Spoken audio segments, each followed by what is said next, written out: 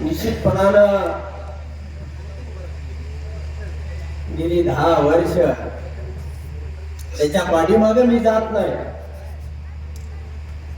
पण 10 वर्षापासून भारतीय जनता पार्टीची सत्ता या राज्यामध्ये होती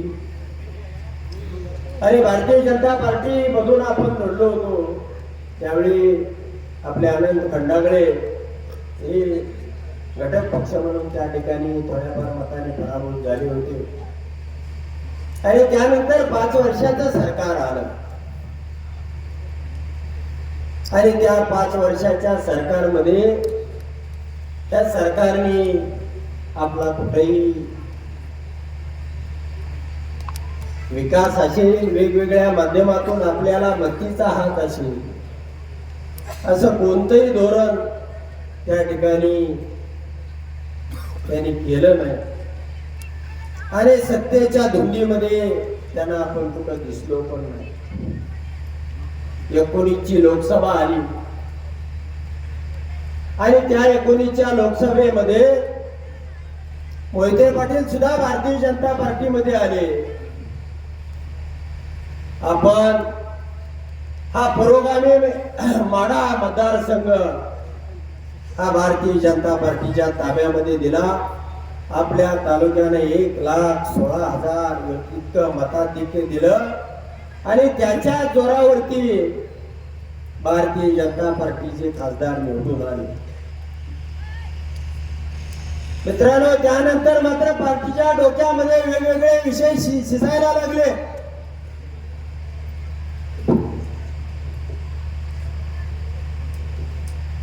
मोहिते पाटलाचं संस्थात्मक राजकारण पकडून त्यांना वेगवेगळ्या पद्धतीनं धाक दपटशा दाखवण्याचं माध्यम सुरू केलं गेलं. त्याने कोणत्या प्रकारची सत्ता असताना या राज्याच्या सत्तेमध्ये सहभागी करून घेतलं नाही आणि आपल्या गटाला मात्र कायम स्वरूपी मोहिते पाटलाची भीती घालायची.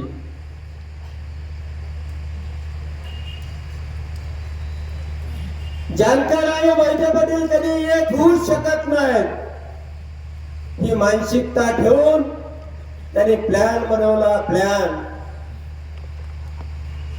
आणि त्या ठिकाणी सांगितलं गेलं की तुम्ही दोघांनी लढायचं नाही, बीडहून आणलेलं हे पार्सल चालवायचं. मित्रांनो, मी जन्मजात बंडखोर असल्यामुळे मी काय ऐकलं नाही.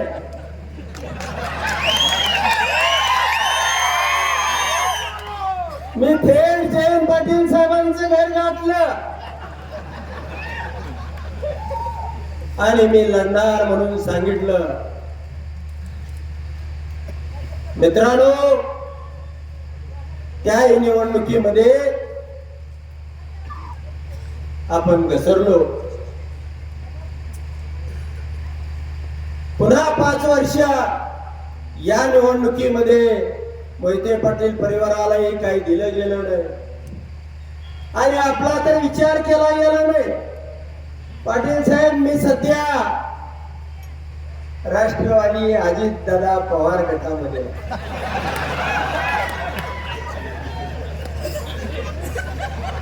त्याबाबत मी पुढे सांगणार आहे, पण मी त्या गटामध्ये आहे. पण माझा राग भाजपवरती आहे. गेली 35 वर्ष हा भाजप कुठं होता, काय होता आणि त्याला कुठं नेऊन पोहोचवलं, त्यामध्ये आमच्या ह्या गटाचं योगदान आहे. आणि मग 1 वर्षापर्यंत आम्ही पाहिलं की एक राज्यामध्ये प्लॅन शिजत होता. या जिल्ह्यातली सगळी नेतृत्व मारायची आणि माळशिरस तालुक्यामधलं मोहिते पाटलाचंही नेतृत्व बाजूला करायचं आणि उत्तमराव ऐवजी संस्कृती सातपुतेना या ठिकाणी आमदार बनायचं.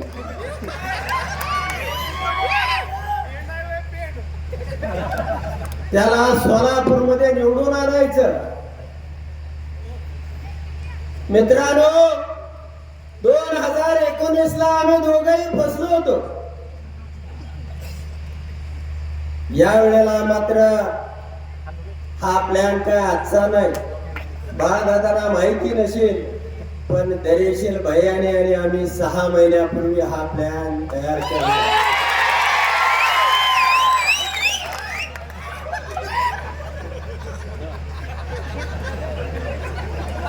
की तुम्ही तिकीट मागायचं आणि मी तिकीट मागायचं, आणि ह्यांना मात्र यातली सुतराम कल्पना आम्ही दिली नाही. पुढं पुढं जात राहिलो. सोलापूरमध्ये आमचे हजारो कार्यकर्ते, 2-3 हजार कार्यकर्ते 15-3 आठवडे राबत होते. पण मला कल्पना होती हे तिकीट दिलं जाणार नाही. दरेशील भैया हे गावोगाव फिरायचे, तालुका तालुका फिरायचे आणि प्रत्येक मुलाखतीमध्ये असं सांगायचे, तुम्ही लोकांचा अंदाज घेतोय, मी अंदाज घेतोय. मी एक दिवशी फोन केला, अहो तुम्ही उभा राहणार आहे हे सांगितल्याशिवाय लोक भेटणार कशी? आणि एक दिवशी त्याने सांगून टाकलं की मी सुद्धा इच्छुक आहे.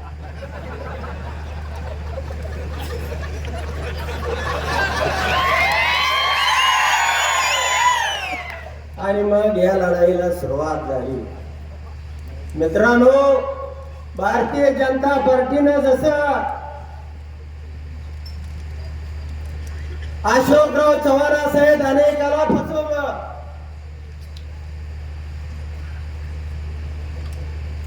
तसं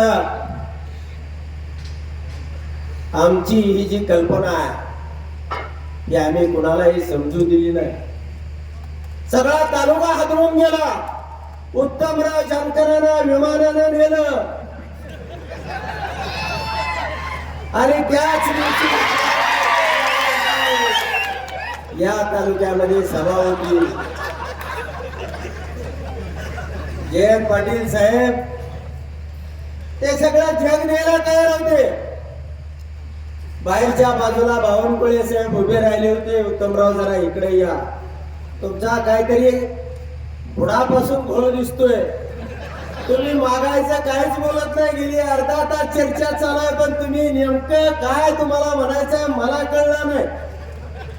तुमचा देवेंद्रजीवर विश्वास नाही का? मी गडकरी साहेबांचं बोलणं करून देऊ का? मित्रांनो, मी त्यांना काय मागत होतो, तुम्ही पुढचं मला काही देऊ नका. माझी गेलेली आणि माझ्या 1 लाख लोकांची 10 वर्ष वाया गेलेली याचा हिशोब मागण्यासाठी तुम्ही विमान भरून पाठवलं, आता मंत्री केला, परिषदा दिल्या, निवडून आणण्यासाठी सगळी ताकद देऊ, हा व्हॅक्यूम भरून काढा, मोहिते पाटलाला ताणून काढू, अमुक करू तमुक करू.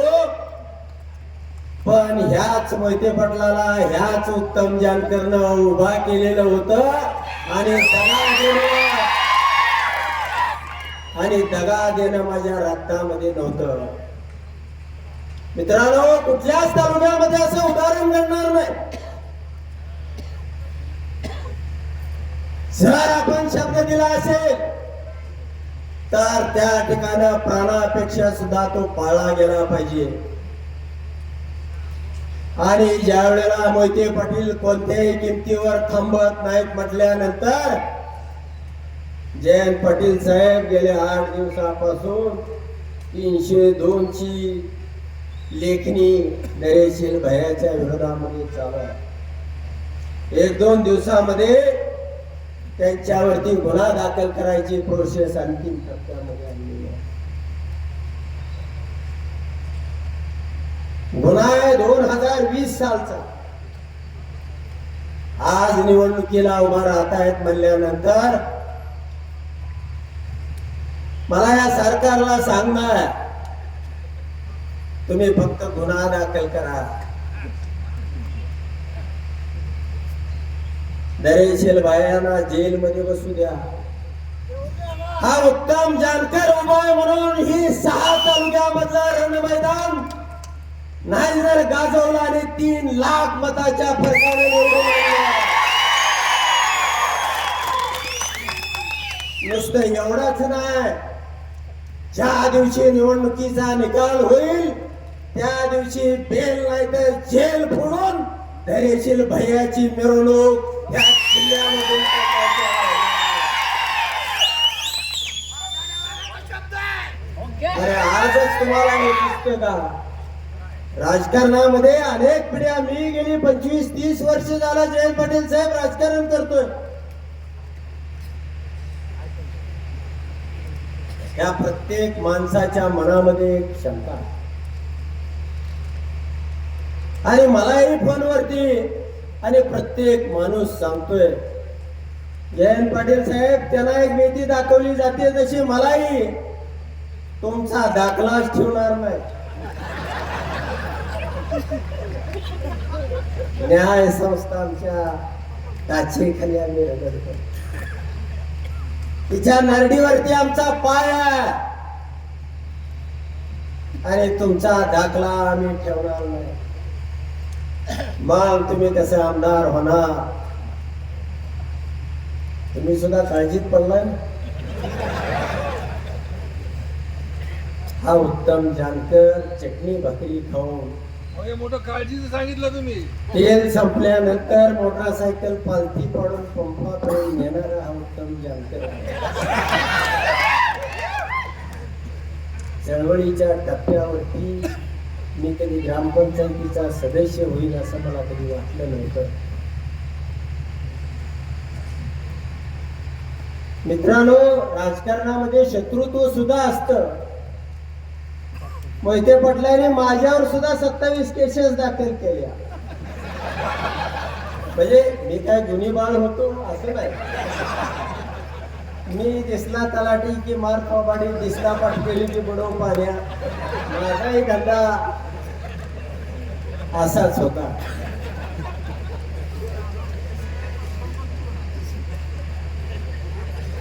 परंतु निश्चितपणाने सांगतो की ही महाराष्ट्राची परंपरा नाही.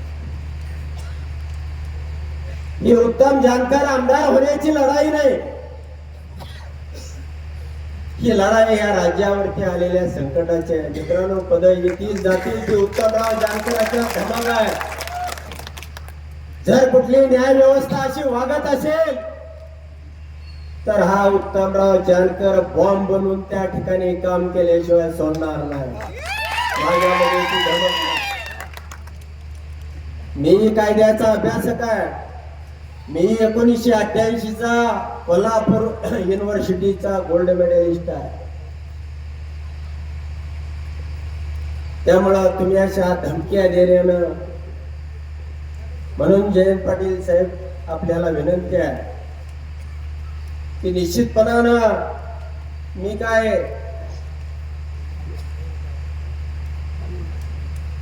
माझा पक्ष सोडणार नाही. मी माझ्याच पक्षात राहणार आहे. कारण आमच्या बाळदादांनी शब्द दिलाय आणि दादाने शब्द दिला की तुम्हाला पाळावा लागतो. बारामतीचा पराभव केल्याशिवाय आणि त्या ठिकाणी सुप्रियाताईला निवडून आणल्याशिवाय मी या पक्षातनं हटत नाही. आमच्या पक्षप्रमुखाचा पराभव आणि तिथं अडकलेलं हे घड्याळाचं चिन्ह घेऊन पुढचा आपण निर्णय निश्चितपणानं करू. मी पक्षी असो अपक्ष असो, जयंत पाटील साहेब, किंवा मी असो किंवा माझा कार्यकर्ता असो, माझ्यासाठी पद महत्वाचं नाही. मी काल बी नेता होतो, आजही आहे आणि उद्याही असणार आहे. मला पक्षही या तालुक्यातला स्वाभिमान महत्वाचा आहे. या तालुक्याला, जिल्ह्याला ज्याही पद्धतीने गेल्या 10 वर्षामध्ये नागवलेला आहे. एकही आमदार दुसऱ्या बरोबर नाही. ही अशी अवस्था त्या जिल्ह्यामध्ये कधीही झालेली नव्हती. आणि म्हणून निश्चितपणानं भाषण फार लांबवणार नाही. या तालुक्यातलं बाळदादानं आकडा काढलेला आहे तो 1,40,000 आहे. आपल्याला त्यात थोडी वाढ करायची आहे. वाढ कशी करायची आहे? आपले 340 बूथ आहे. यामध्ये प्रत्येकानं गेल्या वेळेला जर 600 असेल तर आपल्याला 700 करायचं आहे. गेल्या वेळेला आपलं 64% मतदान झालं होतं आणि माड्याचं मात्र 70% झालं होतं. आपल्याला हे मतदान 70% पोल करायचं आहे. 70% पोल केलं तर 2,07,000 अधिक ही 33,000 म्हणजे 2,40,000 होता. बाळदादांचा आकडा 1,40,000 अधिक 40,000 किती झाला?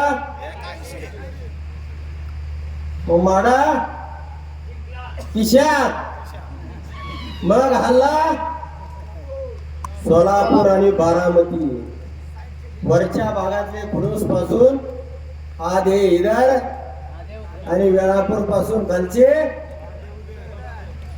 आधे उदर हे आपल्याला सुरुवात करायची आहे. या तालुक्यामध्ये फार मोठं काही काम आहे असं मला वाटत नाही. आपला माणूस एकही मला बाजूला दिसत नाही. आणि मित्रांनो, मला तुम्हाला विनंती करायची आहे, मनापासून विनंती करायची आहे. माझ्या वेळेला तुम्ही नाही आला तरी चालेल. मी काय 1.5 लाखाला 2 लाखाला निवडून आलो काय लाखाला आलं काय फार फरक पडणार नाही. पण ही वेळ आणीबाणीची आहे. ही महाराष्ट्राच्या परिवर्तनाची आहे. मोहिते पाटलांनी सुद्धा धाडस केलं. अनेक संकटावरती मात करून ते बाहेर पडलेले आणि ते केवळ उत्तम जानकरांनी उत्तम जानकरच्या शब्दावरती विश्वास ठेवून पडलेले आहे. विमान आणलं काय आणि आज येणारं बोईंग माघारी पाठवलं काय. निश्चितपणानं आपण दिलेला शब्द हा पाळला पाहिजे. आपण एकत्र प्रामाणिकपणानं आलो पाहिजे. म्हणून प्रत्येक बूथ वरती आपण 100 मतं ही वाढवली पाहिजेत. दुसरा, जयंत पाटील साहेब, तुमच्यातल्या एका हिरोनं कोर्टामध्ये धनगर समाजाच्या एसटीच्या आरक्षणाची केस दाखल केली आणि निकाल लागणार आणि हायकोर्टामध्ये सुद्धा आणि सुप्रीम कोर्टामध्ये सुद्धा धनगर आणि धनगड वेगळे आहे अशा पद्धतीचा त्या ठिकाणी निकाल दिलेला आहे. धनगर समाजाच्या बांधवांना मलाही सांगायचं आहे, भाजप आणि धनगर सुद्धा वेगवेगळा आहे. हे सुद्धा आपल्याला येणाऱ्या निवडणुकीमध्ये दाखवून द्यावं लागणार आहे आणि हे आपल्याला करायचं आहे. निश्चितपणानं सांगा की पाठीमागची कारणं काढू नका की मी कधी मोहिते पाटलाचं बटनच दाबलं नाही, माझा हात कधी तिकडे गेलाच नाही. अजूनही कुणी अशा पद्धतीची चर्चा. आज मोहिते पाटीलच उत्तमराव जानकरांचं बटन दाबणार आहे.